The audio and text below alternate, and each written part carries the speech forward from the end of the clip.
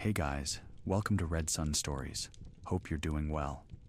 In 1333, as the Kamakura shogunate fell, its last regent took his own life, but found no peace. Tonight, we delve into a tale where centuries later, his vengeful spirit still haunts the ruins of his estate, bound by a curse and waiting for someone brave enough to uncover the truth. So, before you get comfortable, please take a moment to like the video and subscribe if you enjoy what I do here. Now, let's dive into tonight's story together. The mist clung to the mountainside like a shroud, thick and impenetrable, wrapping itself around the ancient estate that had stood forgotten for generations. A lone traveler walked the overgrown path, his footsteps muffled by moss and decay, his breath visible in the cold autumn air. The estate loomed before him, a skeleton of grandeur, its once proud walls crumbling beneath the weight of centuries, its gardens wild with untamed growth. He was a scholar, a collector of histories, drawn to this place by whispers in distant villages. They spoke of Hōjō Takatoki, the last regent of Kamakura, whose fall had been as spectacular as his rise. They spoke of a spirit that wandered these ruins, forever bound to the place where his world had collapsed. The scholar had dismissed such tales as folklore, the embellishments of peasants seeking to explain misfortune. But standing here, beneath the gray expanse of sky, he felt something stir in the air, a presence that made the hairs on his neck rise. The estate stretched before him, a labyrinth of broken corridors and collapsed roofs. Wooden beams jutted from the earth like the ribs of some great beast, their surfaces blackened by fire and time. Vines snaked through shattered shoji screens, reclaiming what human hands had built. The main hall, once a place of ceremony and power, stood with its doors hanging askew, revealing darkness within. The scholar approached slowly, his eyes scanning the architecture, noting the careful craftsmanship beneath the ruin, the marks of a culture that had valued beauty, even in its military might. A wind stirred through the estate, carrying with it the scent of old wood and earth, and something else, something indefinable, like the memory of incense or the phantom of cherry blossoms long since withered. The scholar paused at the threshold, his hand resting on the weathered doorframe. Inside, shadows gathered in pools, and he could hear the distant creak of settling wood, the whisper of wind through empty halls. He stepped inside. The interior retained traces of its former glory. Faded paintings adorned the walls, depicting scenes of battle and courtly life, their colors muted by age.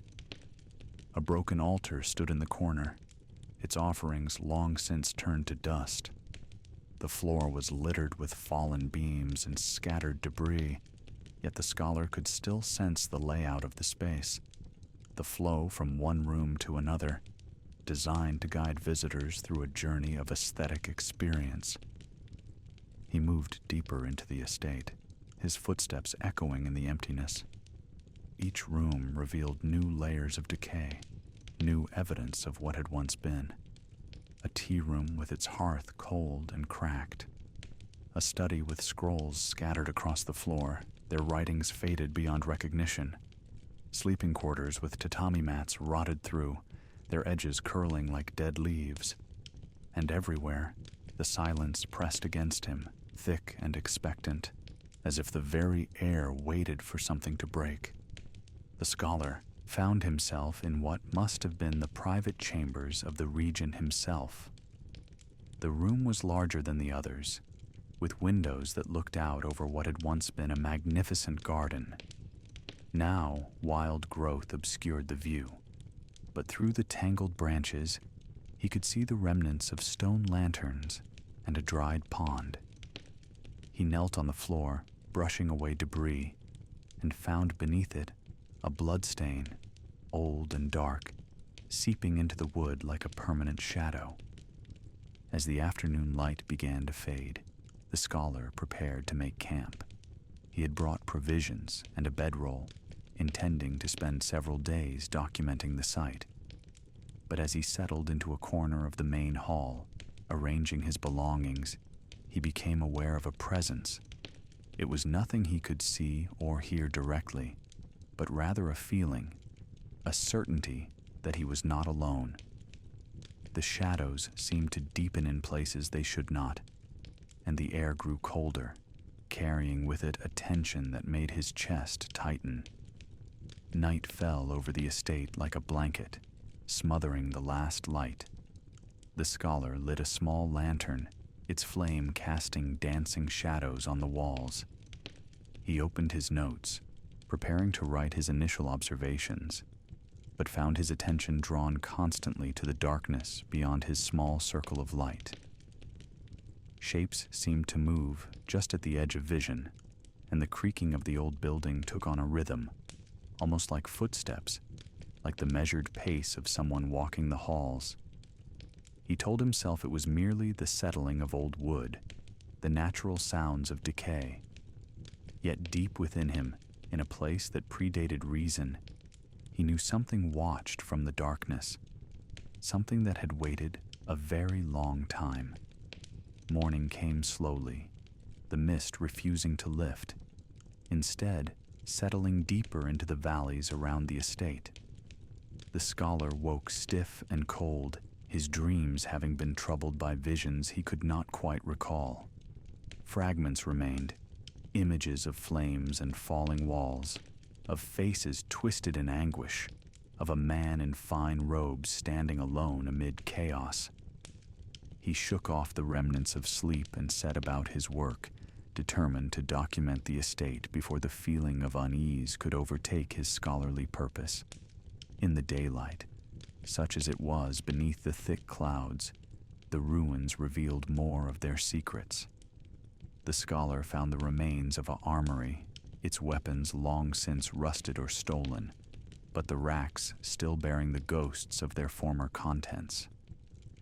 He discovered a ceremonial hall where important decisions would have been made, its floor marked with the positions where lords would have knelt. Evidence of fire scarred many surfaces, telling the story of violence and destruction that had ended this place. As he explored, the scholar began to piece together the layout of power that had once existed here. This had not been merely a residence, but a seat of government, a place from which control over all of Japan had been exercised through the puppet emperors and shoguns. The Hojo clan had been regents, holders of true power, while maintaining the fiction of deference to higher authorities. And Takatoki had been the last of them, the culmination of generations of careful political maneuvering, and the one who had watched it all crumble. The scholar found a library, or what remained of one. Most of the scrolls had been destroyed, either by fire or decay, but some fragments remained. He carefully gathered these, hoping to preserve what knowledge still existed.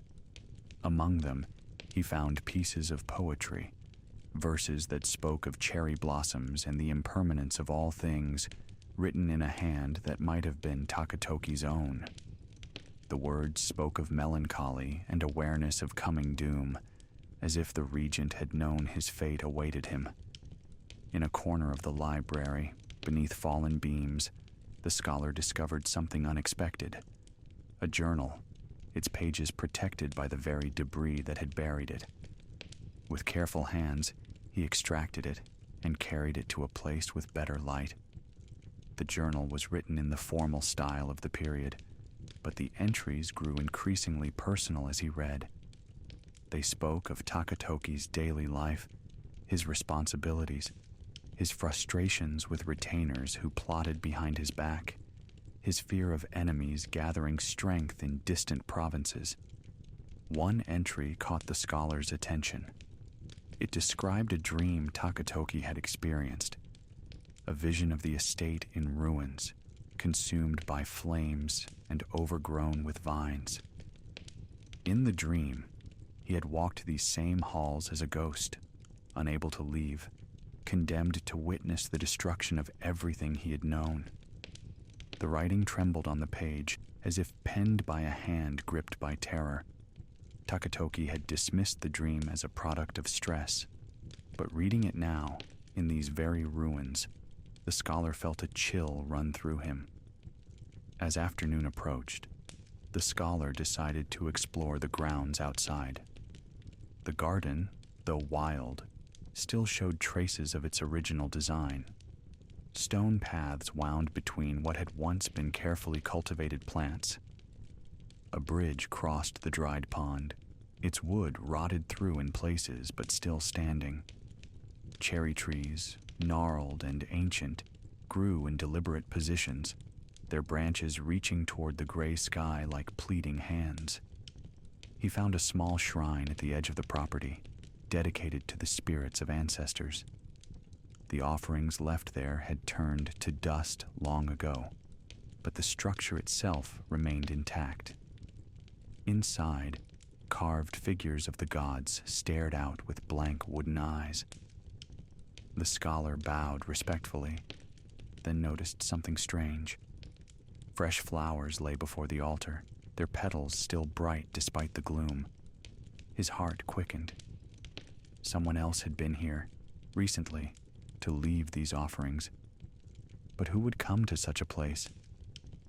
The wind picked up, rustling through the trees with a sound like whispers. The scholar turned from the shrine and walked back toward the main estate, his mind churning with questions. As he approached the building, he saw it differently now, not just as a ruin to be documented, but as a place still alive with meaning, still connected to the events that had unfolded within its walls. Evening found him once again in the main hall, his lantern lit against the gathering darkness. He sat reviewing his notes, trying to make sense of what he had learned. The journal entries painted a picture of a man trapped by circumstances, born into power, but lacking the strength or wisdom to wield it effectively. Takatoki had been young when he became regent, unprepared for the weight of responsibility, more interested in pleasure and spectacle than in the hard work of governance.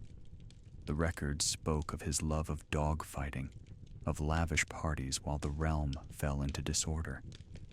They told of his inability to control his retainers, who pursued their own ambitions without regard for the stability of the shogunate. And they described the gathering storm, the rise of Emperor Go-Daigo and his allies, who saw in the Hojo weakness an opportunity to restore imperial power. Takatoki had been warned, had been counseled to take action, but he had hesitated, had believed in the permanence of the system that had sustained his family for generations. The scholar read by lamplight as the night deepened, and gradually became aware that the presence he had felt the previous evening had returned. This time it was stronger, more insistent. The temperature in the hall dropped, his breath misting in the air. The flame of his lantern flickered despite the absence of wind. And then he heard it, the sound of footsteps, deliberate and slow, coming from the corridor that led to the private chambers. He froze, his heart hammering in his chest. The footsteps continued, drawing closer, the sound of feet on wooden floor as clear as if someone walked beside him. Yet when he turned his lantern toward the source, the light revealed only empty space, only shadows and dust. The footsteps stopped. In the silence that followed, the scholar heard breathing, slow and measured, coming from the darkness just beyond his circle of light. A voice emerged from the shadows, barely above a whisper, speaking in the formal Japanese of centuries past. The words were difficult to understand, the accent archaic, but their meaning slowly became clear. They spoke of betrayal, of trust misplaced, of watching power slip away like water through cupped hands. They spoke of the last days, when enemies breached the walls and flames consumed everything. And they spoke of remaining, of being unable to leave, bound to this place by rage and sorrow too deep to release. The scholar found his voice, though it trembled. He addressed the darkness, identifying himself, explaining his purpose in coming here. He spoke with respect, acknowledging the tragedy that had befallen the Hōjō clan, recognizing the pain that must have accompanied their fall. The presence listened, the air thick with attention, and when the scholar finished, there came a sound like a sigh, like wind through empty halls, carrying with it the weight of centuries. The scholar did not sleep that night. Instead, he sat with his back against a pillar, his lantern burning low, and listened to the sounds of the estate. The presence remained, sometimes near, sometimes distant, moving through the ruins with purpose. He heard doors that should have been destroyed sliding open and closed. He heard the rustle of silk robes and the clink of ceremonial armor. And occasionally, he heard voices, fragments of conversation from the past, echoes of meetings and decisions that had once filled these halls with the business of power. As dawn approached, the scholar made a decision. If this place was indeed haunted by the spirit of Hōjō Takatoki, then perhaps he could help that spirit find peace. He was a scholar, a keeper of histories, and he knew that sometimes the dead remained because their stories had been forgotten or distorted. Perhaps by understanding the truth of Takatoki's life and death, by bearing witness to what had happened here, he could offer release. When morning light filtered through the broken screens, pale and gray, the scholar rose and began a systematic exploration of the estate. He documented everything he found, sketching the layout of rooms, transcribing fragments of text from damaged scrolls, noting the positions of artifacts. He worked with reverence, treating each discovery as a piece of a larger truth, a glimpse into the life that had once flourished here. In the Regent's chambers, he found more personal items. A mirror, cracked but still reflecting, that would have been used for ceremonial preparation. A writing desk with dried ink still in its stone, the brush lying beside it as if set down only moments ago. And tucked into a hidden compartment in the wall, he found letters, sealed but never sent, their wax still bearing the imprint of the Hojo crest. With trembling hands, the scholar broke the seals and read. The letters were addressed to various daimyos and officials, desperate pleas for support as the situation deteriorated. They spoke of Takatoki's realization, too late, that his world was ending. They revealed his attempts to rally defenders, to forge alliances, to find some way to preserve what his ancestors had built. The writing showed intelligence and awareness, a mind finally awakened to reality, but unable to prevent what was coming. One letter stood out among the others.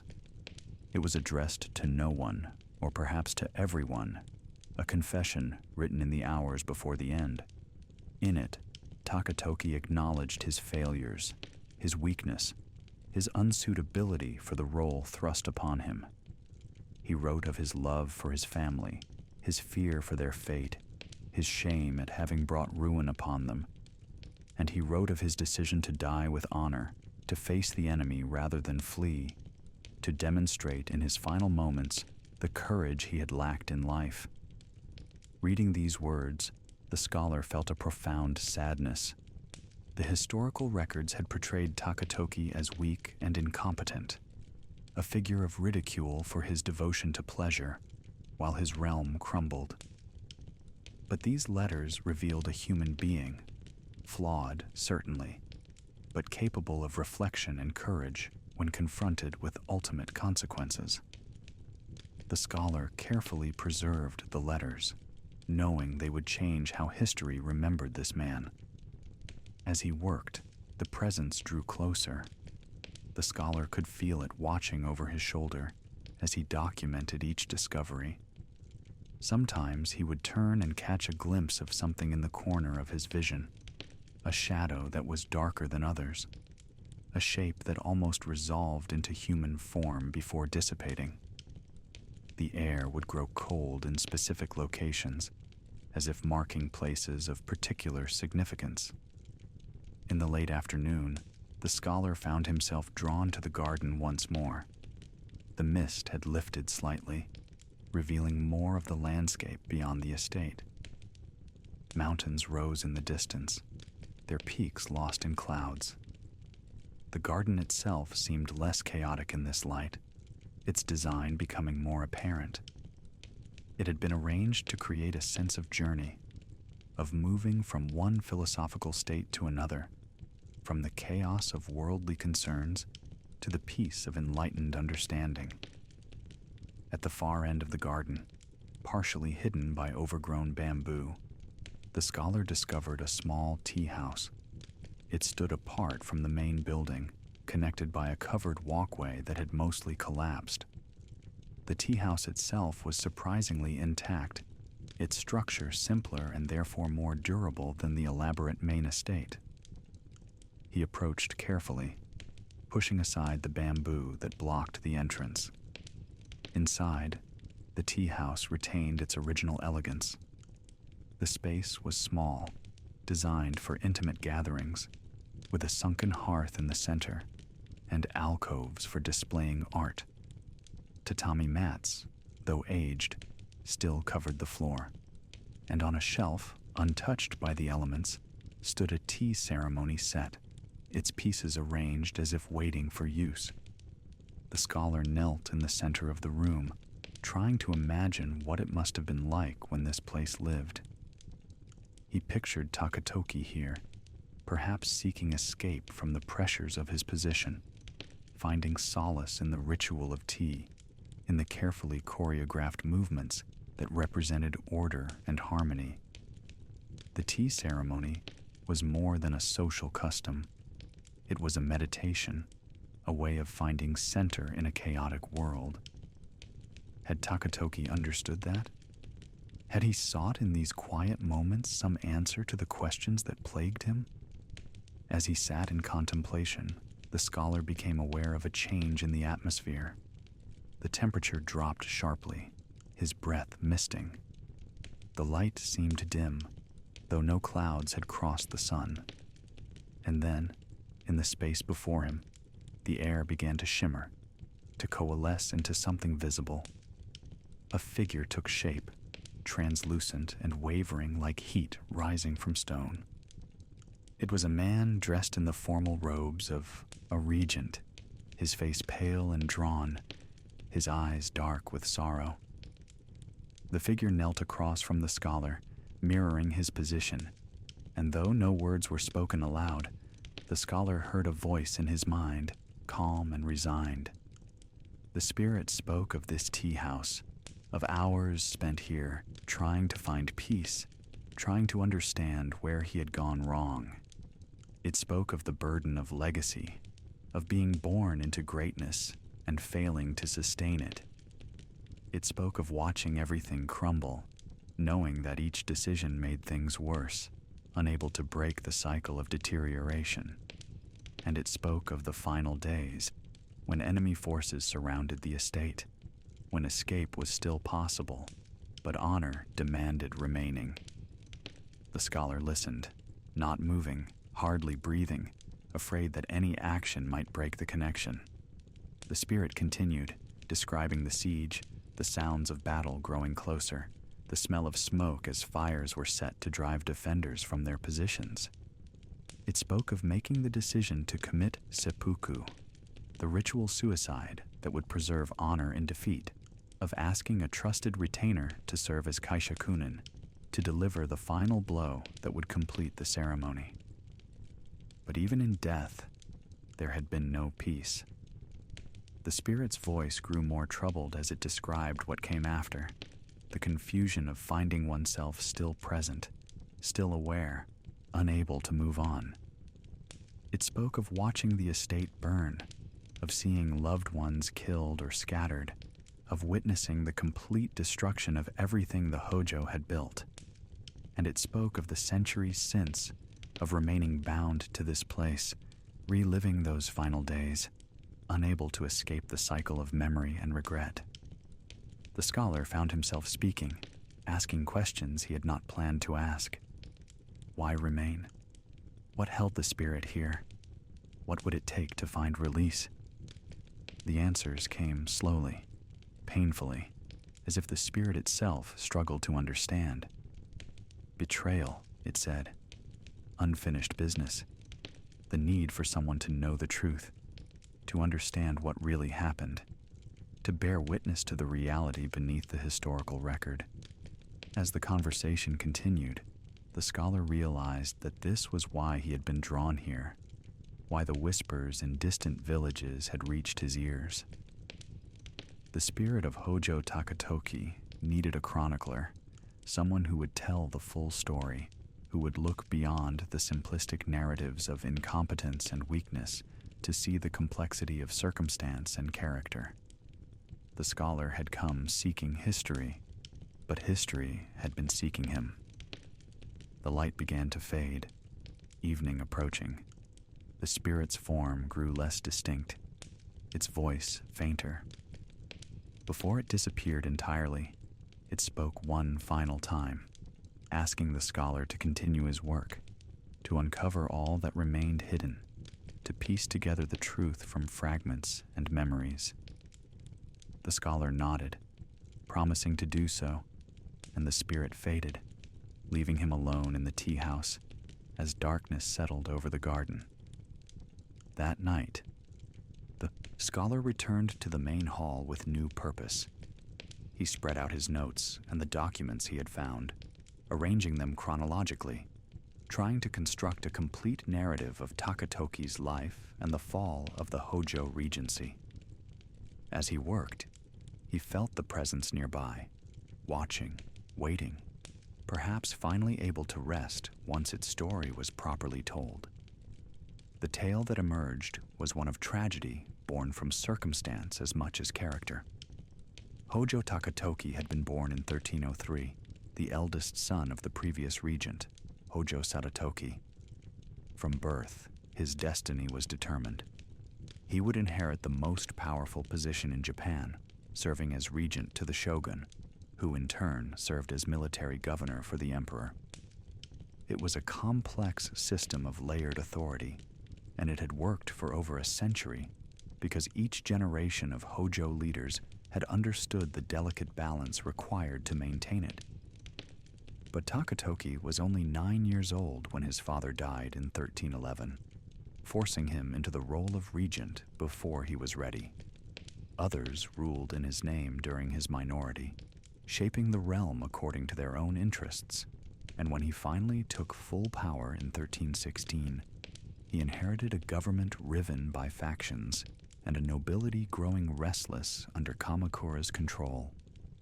The young regent, raised in luxury and trained for ceremony rather than statecraft, found himself overwhelmed by challenges he had never been prepared to face.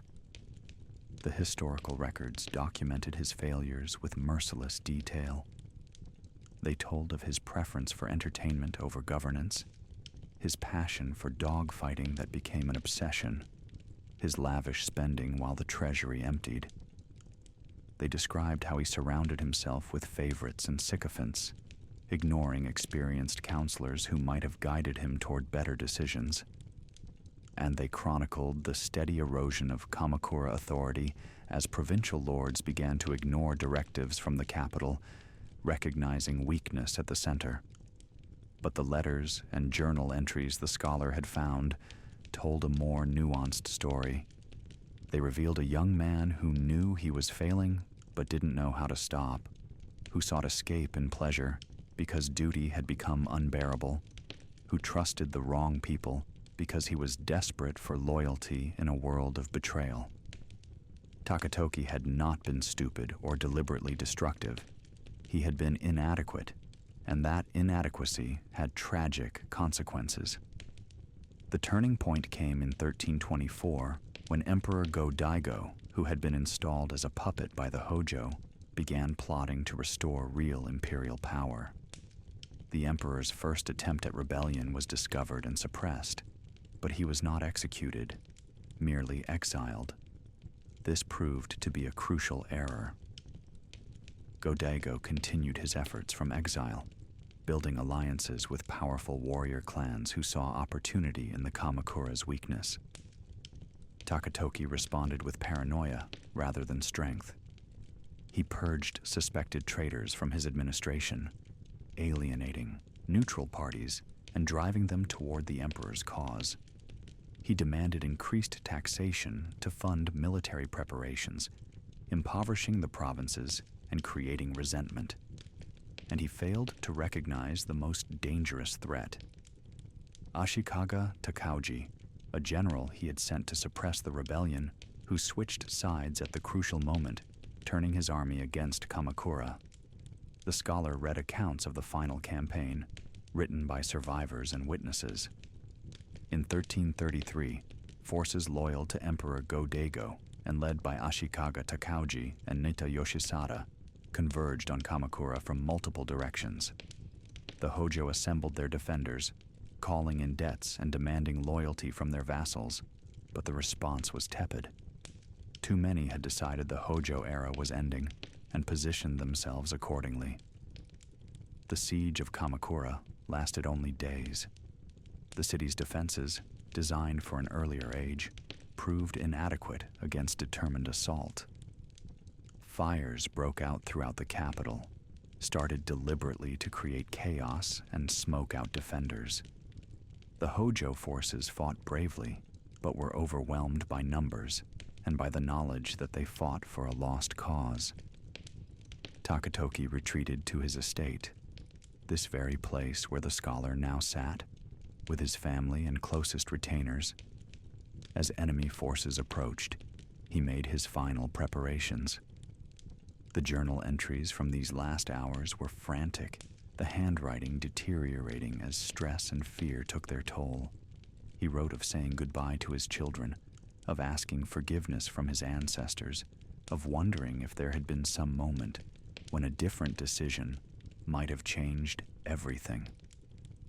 The scholar found an account written by a retainer who survived the siege, hidden among the scattered documents. It described in painful detail what happened on that final day. As enemy soldiers breached the estate walls, Takatoki and his senior retainers gathered in the main hall. They arranged themselves in formal positions, dressed in their finest robes, and performed the ritual of seppuku with all the ceremony their culture demanded. Takatoki went first, as was his right and duty as leader. He composed a death poem, speaking of cherry blossoms falling and the impermanence of all worldly things. He took the ceremonial blade and made the required cut, the act that demonstrated courage and acceptance. His kaishakunin stood ready with the sword to deliver the merciful final blow, and when it fell, Hōjō Takatoki ceased to exist in the mortal world. Or so it should have been. But according to the retainer's account, something strange happened in that moment. The air grew suddenly cold, despite the fires raging outside.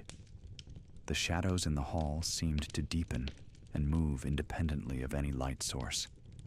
And those present swore they heard Takatoki's voice, not as a death cry, but as something else, a sound like a vow or a curse, declaring that he would not leave, that this place would remain his, that all who had betrayed him would know his rage.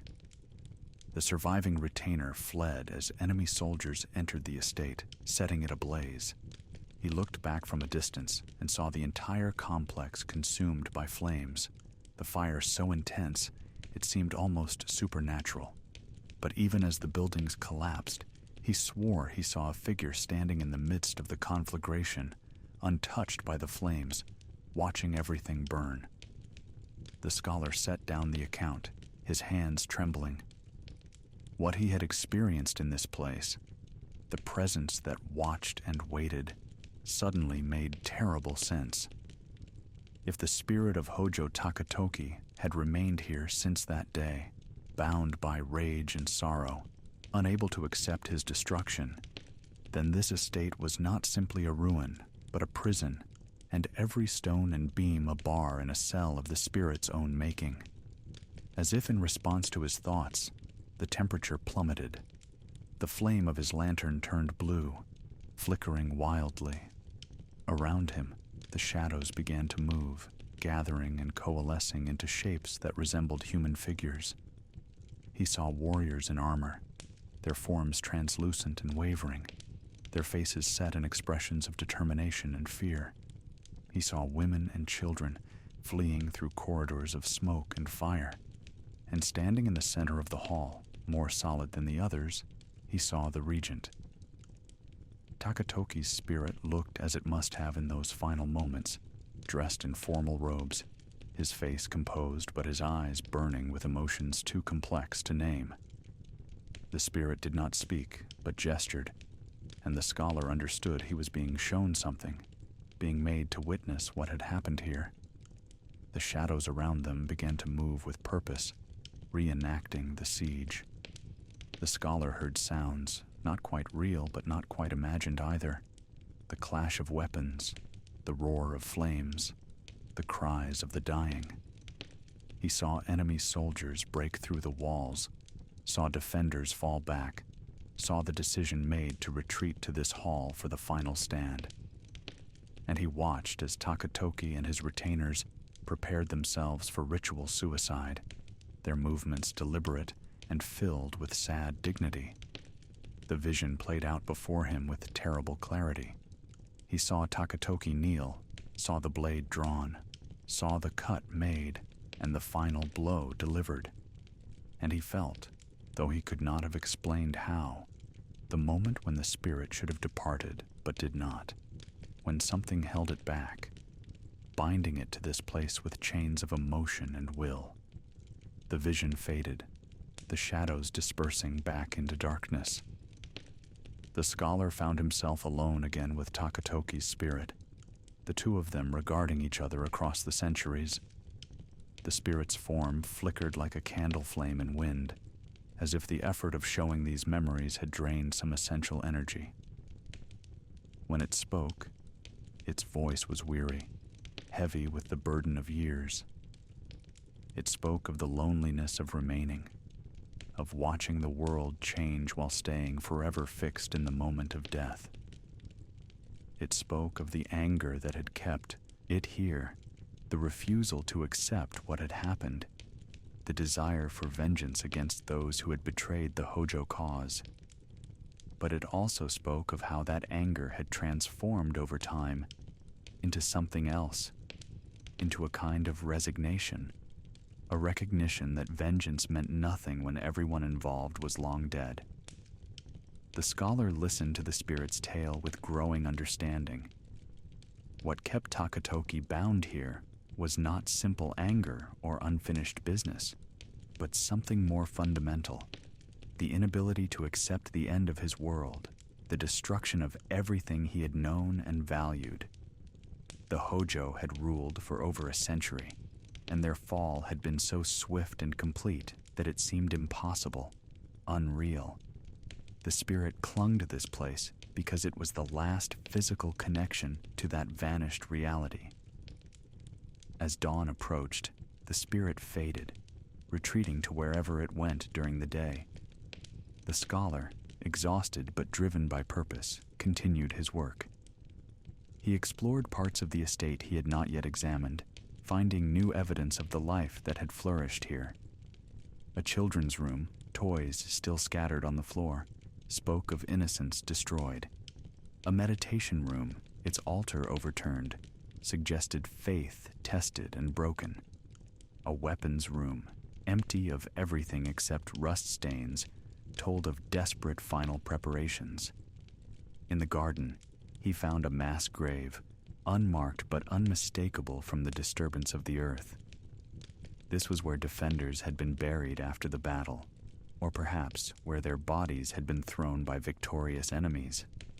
The scholar stood before it with bowed head, offering prayers for the dead, acknowledging their sacrifice, even though it had been in service of a lost cause. He noticed something else in the garden: cherry trees, ancient and gnarled, that despite their age, still bloomed. Their blossoms were out of season, appearing in autumn rather than spring, their petals pale in the gray light. According to legend, cherry blossoms blooming out of season signified the presence of ghosts, spirits so strong they could influence the natural world. The scholar plucked a fallen petal and examined it closely, feeling its reality between his fingers, evidence of the supernatural made manifest. As he explored, the scholar began to notice patterns in how the estate responded to his presence. Certain areas remained perpetually cold, regardless of the ambient temperature. In these places, his breath misted and frost formed on surfaces, even during the day. Other areas felt oppressive, the air thick and difficult to breathe, as if saturated with emotions from the past. And in a few locations, particularly the main hall and the tea house, he experienced moments of displaced time, where for brief instants, he seemed to see the estate as it had been, pristine and whole, populated by figures going about their daily routines. These glimpses into the past gave the scholar valuable insights. He saw servants preparing meals, craftsmen making repairs, children playing under the watchful eyes of their nurses. He saw councils of advisors meeting with Takatoki, their discussions formal and careful, everyone aware of protocols and hierarchies. And he saw the regent himself, often alone, standing at windows looking out over his domain with an expression of profound weariness. In one particularly vivid moment, the scholar seemed to stand in the main hall during a feast. Tables were laden with food, guests filled the space with conversation and laughter, and entertainers performed for the assembly.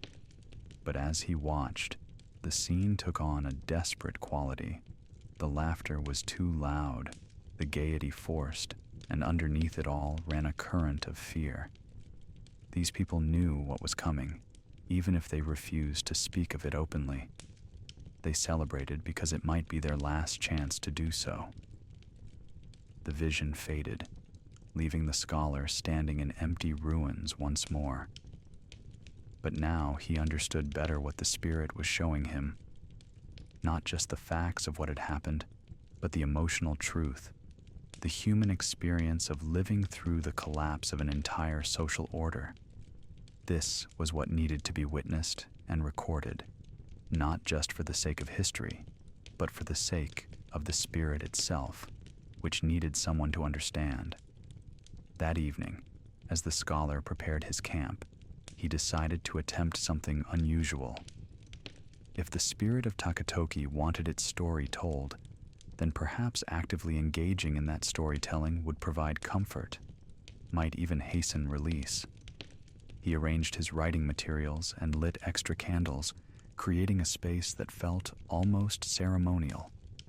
Then he began to write, not in the dry academic style of his usual work, but in the voice of the story itself, channeling what he had learned and experienced into a narrative that honored the complexity of what had happened here.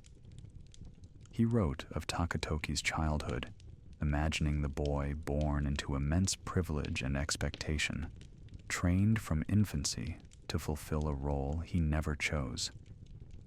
He described the weight of legacy, how every Hōjō heir grew up in the shadow of their ancestors' achievements, judged always against standards set by others. He wrote of the young regent trying to find his own way, making mistakes because he lacked guidance, because those who should have mentored him instead manipulated him for their own advantage. As he wrote, the scholar felt the presence draw close, reading over his shoulder, and he knew his words struck true. He continued through the night, describing Takatoki's struggles with governance, his relationships with his family, his attempts to find meaning and purpose amid the pressure and expectations. He wrote about the growing threats, the difficult decisions, the moments when different choices might have led to different outcomes. When dawn came, the scholar had filled dozens of pages. His hand ached and his eyes burned, but he felt a strange exhilaration. He was no longer merely documenting history.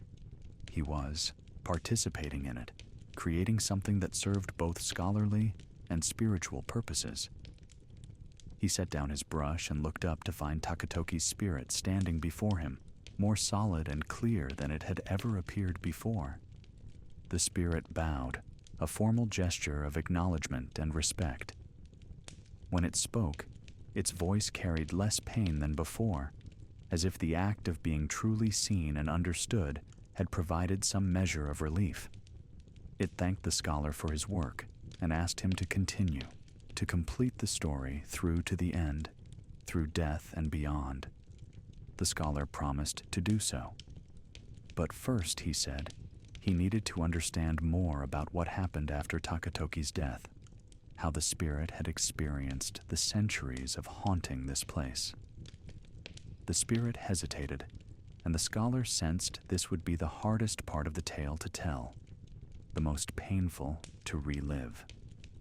Nevertheless, the spirit began to speak of the aftermath.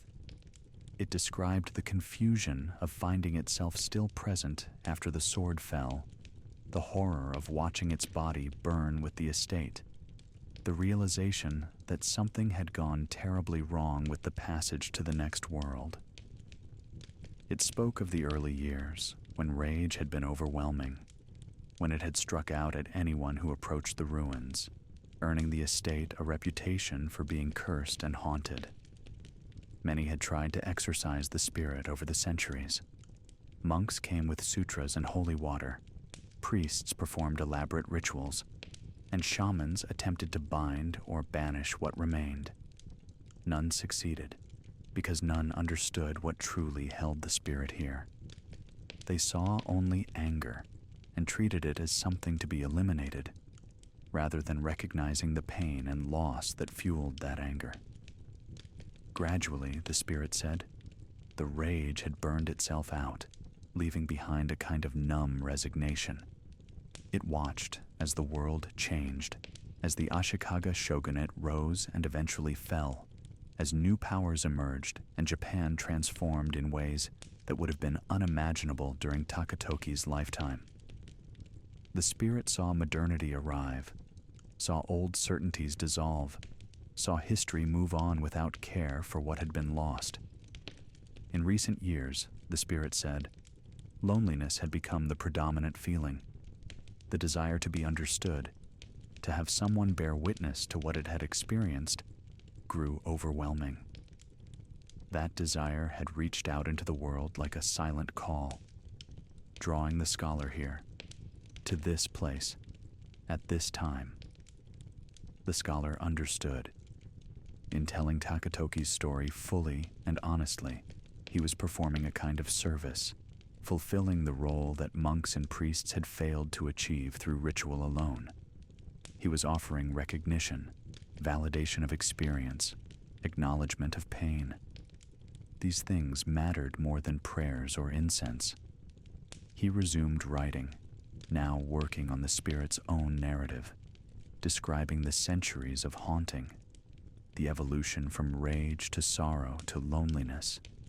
He wrote with compassion, but without sentimentality, honoring the truth of what the spirit had endured. As the pages filled, he felt the atmosphere in the estate shift, becoming lighter, less oppressive. The cold spots grew less intense, the sense of watching eyes diminished, and the shadows seemed less dark. On the 7th day of his stay at the estate, the scholar completed his manuscript. He had worked almost continuously, breaking only for brief periods of sleep and simple meals. The document before him represented the most comprehensive account of Hōjō Takatoki's life and afterlife ever assembled, combining historical records, personal writings, folklore, and direct testimony from the spirit itself. He read through the pages one final time, making small corrections, ensuring that every detail was accurate and every interpretation fair.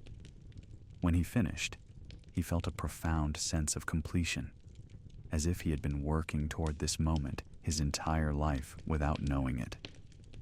He gathered the pages and bound them carefully, creating a volume that would preserve this story for future generations. That evening, as darkness fell, the scholar performed a simple ceremony. He arranged offerings at the altar in the main hall, rice, water, incense, and lit candles around the space. Then he read aloud from his manuscript, speaking the story into the air, giving voice to what had been written. The words echoed in the empty hall, taking on a life of their own. And as he read, he felt the presence of not just Takatoki, but all those who had died here, all the spirits bound to this place by the trauma of its destruction. When he finished reading, the scholar bowed deeply, offering the completed work to the spirits, asking that it serve as a monument to their memory and a key to their release. For a long moment, nothing happened. Then the air began to shimmer, and forms took shape around him, dozens of spirits, the entire household of the estate as it had been in its final moments. They stood in their positions, warriors and servants, family members and advisors, all of them looking toward Takatoki, who stood in the center of the hall. The Regent's spirit seemed more solid than it had ever been, almost corporeal, and on its face was an expression the scholar had not seen before: peace. Takatoki spoke one final time, thanking the scholar for his service, for understanding and recording the truth. The spirit said that the chains which had bound it here for so long were finally loosening, that the work of the scholar had provided what centuries of ritual could not: genuine comprehension and compassionate witness. Now, at last, it could consider moving on. But there was something else that needed to happen first. Takatoki gestured to the other spirits, and they began to fade one by one, dissolving into light and disappearing. They had been held here partly by their leader's presence, unable to move on while he remained, and now that he was free, they could depart as well. The scholar watched in wonder as the hall emptied, the oppressive weight of haunted centuries lifting with each spirit's departure. Only Takatoki remained, and even his form was beginning to dim. The spirit looked around the ruins one last time, seeming to memorize details, to say a final farewell to the place that had been both home and prison. Then it turned to the scholar and spoke of legacy, of what would remain after it was gone. The estate would endure, the spirit said, as a reminder of impermanence and the consequences of failure. The story would persist, carried forward by the scholar's work, teaching future generations about the complexity of history and the human cost of political collapse. And perhaps, in some way, the spirit itself would remain, not as a haunting but as a memory, a presence woven into the fabric of the place, felt but no longer suffering. The scholar nodded, accepting this final charge. He would ensure the story was told, would see that the manuscript reached those who could appreciate and preserve it, and he would return to this place periodically to maintain it as a memorial, to keep alive the connection between past and present. With a final bow, Takatoki's spirit began to fade. The light that had seemed to emanate from within it grew brighter, then dimmed, then disappeared entirely, leaving the scholar alone in the darkness of the ruined hall. But it was a different darkness now, emptier but also cleaner, no longer heavy with trapped suffering. The scholar sat in silence for a long time, processing what had happened. He had come here seeking historical knowledge and had found something far more profound. A direct encounter with the past. A chance to perform a service that transcended academic inquiry. He had been witness to and participant in a kind of healing, a resolution to centuries of pain. The scholar remained at the estate for several more days, completing his documentation and preparing the site for his departure. He cleaned the altar, repaired what minor damage he could, and left offerings for the spirits that had moved on. The atmosphere of the place had changed dramatically. It still felt old and melancholy, but no longer oppressive or threatening. He walked through the rooms and gardens, taking final notes, capturing images in his memory. The estate seemed almost to be resting now, settling into a new phase of existence. The wild growth in the gardens appeared less chaotic, more like intentional cultivation by nature itself. The shadows in the halls no longer seemed menacing, but merely the natural absence of light. Even the bloodstain he had found on his first day seemed to have faded, though he knew that might be his imagination. In the tea house, the scholar performed one last ceremony, making tea from supplies he had brought, following the formal steps as well as his limited training allowed. He did this as an offering and as an act of reverence, acknowledging the spirit that had sought peace in this place and finally found it. As he sipped the tea, he felt a moment of perfect tranquility, as if the essence of what the tea ceremony represented had been distilled into this single act. Before leaving, the scholar buried a copy of his manuscript in a sealed container beneath the cherry tree in the garden, the one that bloomed out of season. He did this to ensure that even if the main text was lost, some record would remain here, at the site itself, a permanent testament to what had happened. He marked the spot subtly, in a way that someone who knew what to look for might find it, but that would not attract casual disturbance.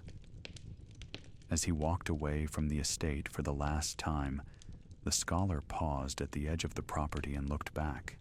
In the late afternoon light, the ruins looked almost beautiful, a testament to both grandeur and impermanence. He bowed once more, a gesture of farewell and respect, and thought he felt a gentle breeze in response, carrying with it the faint scent of cherry blossoms.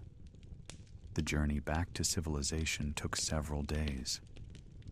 The scholar traveled slowly, reflecting on his experience, already beginning to plan how he would present his findings to the academic community. He knew the manuscript would be controversial.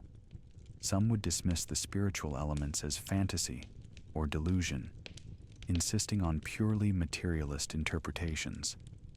But others, particularly those familiar with Japanese spiritual traditions, would understand that some truths could not be reduced to simple facts. When he reached the first village, the scholar asked about the estate, curious to see if the local perception had changed. The villagers still spoke of it as haunted, but their tone was different, less fearful and more respectful. One old woman, when she learned where he had been, told him that the oppressive feeling that had always emanated from the ruins had recently lifted, that some burden seemed to have been released. She credited this to the prayers of monks, but the scholar knew better. He continued to the city, where he had a position at a university, and immediately began preparing his manuscript for publication. He worked carefully, knowing that how he presented this material would determine how it was received. He framed it as a historical study first, documenting the fall of Hōjō Takatoki and the Kamakura shogunate, with all the scholarly rigor his discipline demanded. The spiritual experiences he described as phenomenological observations, things he had witnessed and recorded without making definitive claims about their metaphysical reality. The manuscript was published the following year to significant interest. Historians appreciated the new primary sources he had uncovered. The letters and journal entries provided fresh insights into a well-documented period. Anthropologists found value in his descriptions of folk beliefs and haunting traditions. And a small but dedicated group of readers, those who maintained interest in the spiritual dimensions of history, recognized what he had really documented: a genuine encounter with the past, mediated through the persistence of consciousness beyond death. The scholar received invitations to speak at conferences and seminars. He presented his findings with appropriate academic caution, but those who listened carefully could detect his underlying conviction that what he had experienced was real. Some colleagues were skeptical, suggesting psychological explanations for his experiences: isolation, suggestion, the power of an active imagination in a suggestive environment. He did not argue with them, understanding that belief in such matters could not be forced. But privately, the scholar knew the truth of what had happened. He had been chosen in some way by the spirit of Hōjō Takatoki, selected to perform a service that no one else could have provided. The spirit had needed someone who could understand both the historical context and the emotional reality. Someone who could bear witness without judgment. Someone who could tell the story with compassion and accuracy. The scholar had fulfilled that role, and in doing so, he had changed the ending of a 700-year-old tragedy. Years passed. The scholar aged, his hair turning white, his body growing frail, but his mind remained sharp. He never forgot the estate or the spirit he had encountered there. He returned to the ruins periodically, maintaining them as best he could, ensuring that visitors who came, and there were some, drawn by his published work, treated the place with respect. On these return visits, he sometimes felt presences, but they were gentle now, more like memories than active hauntings. The estate had become a memorial rather than a prison, a place where the past could be felt and honored without trapping anyone in its grip. The cherry tree he had marked continued to bloom out of season, its blossoms a perennial reminder of the supernatural events that had unfolded here. The scholar trained students, some of whom showed interest in the intersection of history and spirituality. He shared his experiences carefully, knowing that what he taught would be received differently by each student. Some would dismiss the spiritual elements entirely, focusing only on the historical facts. Others would recognize the deeper truth of what he described, understanding that reality encompassed more than material phenomena. In his old age, the scholar completed a second manuscript, a more personal account of his time at the estate. This work was not intended for academic publication, but rather as a private record, a testament to be discovered after his death. In it, he described his experiences with complete honesty, holding nothing back, not worrying about skepticism or professional reputation. He wrote about the conversations with Takatoki's spirit, the visions of the past, the moment of release when centuries of pain finally lifted. He also reflected on what the experience had taught him about history, memory, and the persistence of consciousness. He wrote that the past was not dead, but rather existed in a kind of eternal present, accessible to those who knew how to look and were willing to truly see. Events left imprints that could last centuries, and strong emotions created patterns that echoed through time. Understanding history, he argued, required more than studying documents. It required empathy, imagination, and sometimes direct encounter with what remained. The scholar included in this second manuscript detailed instructions for his students and descendants. The estate should be preserved, he wrote, not as a tourist attraction, but as a sacred site, a place where the veil between past and present remained thin. Those who visited should do so with reverence, understanding that they walked through layers of history, through the accumulated experiences of all who had lived and died there. He also left instructions for his own death. When his time came, he wanted his ashes brought to the estate and scattered in the garden, beneath the cherry tree. He had served as Takatoki's witness and chronicler, and in death, he wished to remain connected to that place and that story, a guardian of sorts, ensuring that what had happened there would never be forgotten. The scholar's wish was honored. When he died at the age of 85, his students and family members made the pilgrimage to the estate. They scattered his ashes as he had requested, performed appropriate ceremonies, and left offerings at the altar in the main hall. As they did so, several reported feeling presences, gentle and welcoming, as if the scholar was being greeted by old friends. The estate itself endured, weathering storms and seasons, slowly decaying but never quite collapsing entirely. It became a place of pilgrimage for certain types of seekers, historians, spiritual practitioners, those interested in the mysteries of consciousness and survival after death. Each visitor experienced it differently, some feeling nothing unusual, others reporting encounters that echoed what the scholar had described. The most sensitive visitors claimed to see figures walking the halls at twilight, a scholar bent over his writing, a regent standing at a window, warriors preparing for battle. But these were not frightening apparitions. They were more like echoes, impressions left in time, observable but not threatening. The estate had transformed from a place of trapped suffering into something else, a threshold between worlds, a space where past and present coexisted peacefully. Stories spread about the estate over the decades.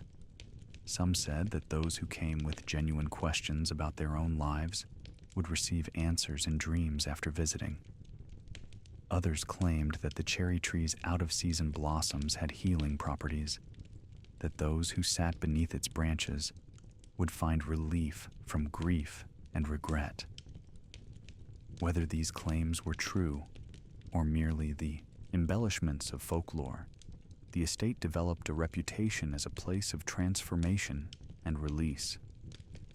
A small shrine was eventually erected at the entrance to the property, maintained by local villagers who recognized the site's significance.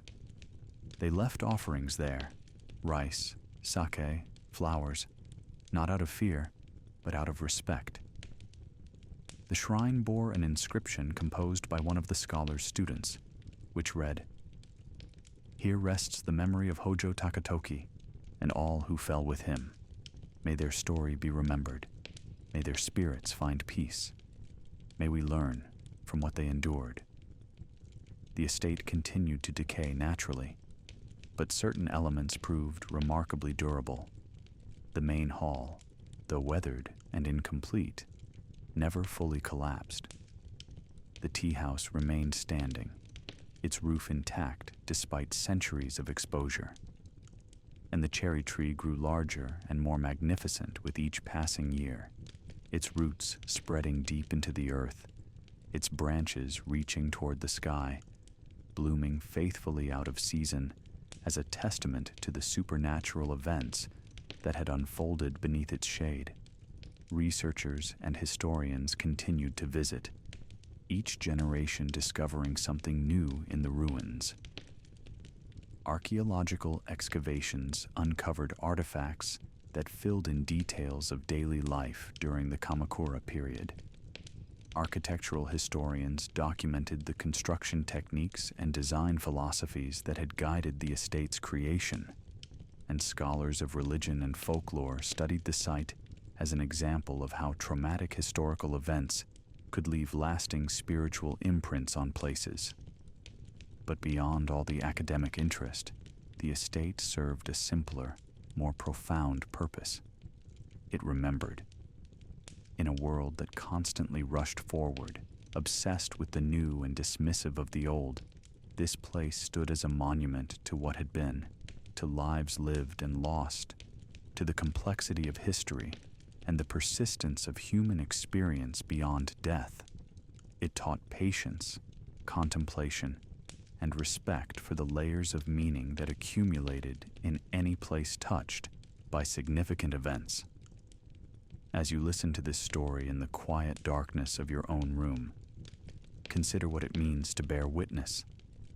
The scholar who discovered the estate and freed its haunting spirit performed an act of service that transcended his academic training. He offered something that the spirit of Hōjō Takatoki desperately needed: genuine understanding, compassionate recognition, acknowledgement of pain and failure without judgment. We are all, in some way, collectors of stories. The experiences we accumulate, the histories we learn, the tales we hear, these become part of who we are, shaping how we understand ourselves and the world. When we listen to stories of the past, we participate in a kind of remembering that keeps those who came before us alive in some fashion. We become witnesses, links in a chain of memory that stretches back through generations. The story of Hōjō Takatoki's fall is not merely historical curiosity or supernatural entertainment. It speaks to universal human experiences, the burden of expectations, the pain of failure, the difficulty of letting go, the need to be understood. Every person who has ever struggled with inadequacy, who has watched something important crumble despite their best efforts, who has felt trapped by circumstances beyond their control, these people can find something of themselves in Takatoki's story. And perhaps that is the deepest lesson the estate teaches, that no one is simply a historical figure, a name in a chronicle, a date marking a significant event. Behind every entry in the historical record stands a human being with hopes and fears, strengths and weaknesses, moments of courage and moments of despair. To study history with real understanding requires recognizing this humanity, connecting across the centuries to see ourselves reflected in those who came before. The estate still stands, even now, waiting in the mountains for those who seek it out. The mist still gathers there on autumn mornings, and the cherry tree still blooms out of season, its petals drifting down like snow in the wrong time of year. The ruins remain, not as a tourist destination, but as a sacred space, a place where the past can be felt directly, where the veil between worlds grows thin. If you were to visit, walking the overgrown paths and standing in the ruined halls, what would you experience? Would you feel the presences that some claim to sense, the echoes of lives lived and lost? Would you see visions of the past, glimpses of ceremonies and battles and daily routines? Or would you simply feel the weight of history, the accumulated meaning of a place where significant events unfolded? Perhaps it doesn't matter. What matters is the act of visiting, of bearing witness, of standing in a place and acknowledging what happened there. This is how we honor the dead, how we keep faith with those who came before us, how we ensure that their stories and the lessons those stories contain continue to resonate through time. The scholar who freed Takatoki's spirit understood this. He didn't approach the estate as a curiosity or a research opportunity, but as a sacred task. He listened to the story that needed telling, recorded it faithfully, and offered the spirit what it had been seeking for 700 years: recognition, understanding, and release.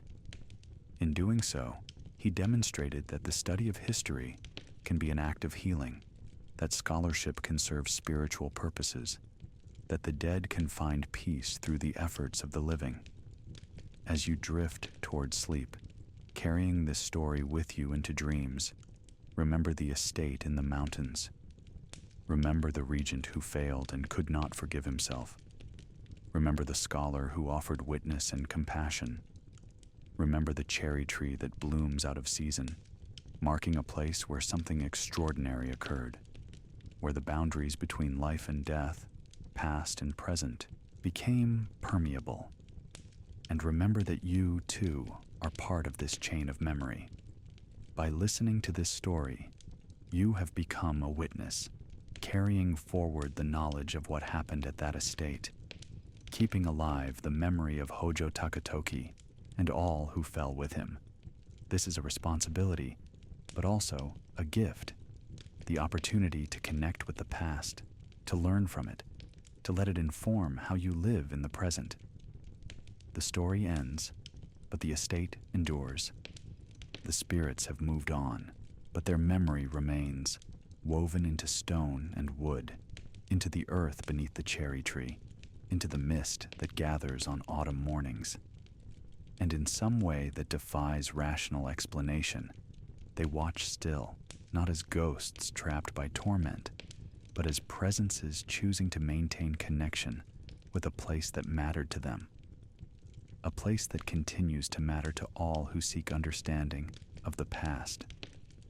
Sleep now, and let the story settle into your consciousness.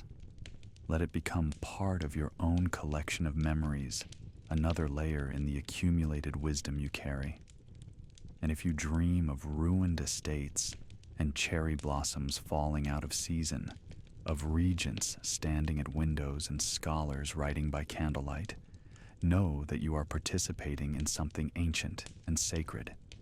The human practice of remembering, of keeping faith with the dead, of ensuring that no life, no matter how long ago it ended, is ever truly forgotten. The wind sighs through the mountains. The cherry tree stands sentinel. The estate waits, patient and eternal, for the next seeker who will walk its paths and add their witness to the story. Rest well, listener. The past is with you, and you honor it by remembering.